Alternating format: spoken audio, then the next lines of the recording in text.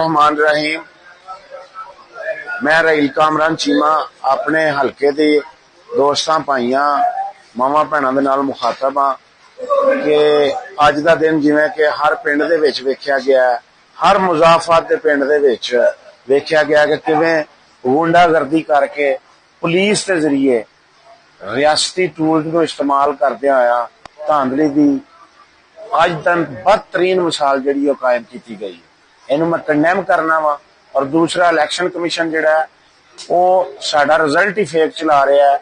मेरे को जिहड़े फॉर्म ने 45 के मुताबिक मेरे को 39 पोलिंग स्टेशन का रिजल्ट हाले तक पहुंचा जिहदे साडा वोट पे बनता 4500।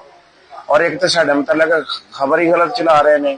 दूसरे नंबर पर गल है जिहड़ा बकाया जिन्ना हमला है वो सारे चुक के लै गए ने, लैके जाके और ये सारी दुनिया ने वेख्या और सारे जग ने वेख्या कि किंदी वड्डी इन्हां ज्यादती की। और इन्होंने जिहड़े पोलिंग स्टेशनां दे उत्ते साडा ज्यादा स्ट्रांग सी होल्ड सी उत्थे इन्होंने हर पोलिंग स्टेशन च 500 पर्ची पाई है। जिहदी मैं मिसाल दे सकना नगौर पिंड दे विच 500 पर्ची पाई गई है।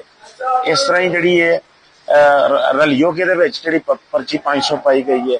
मित्राली दे विच 700 तो 800 पर्ची पा के इन्हां नूं जितवाया गया है।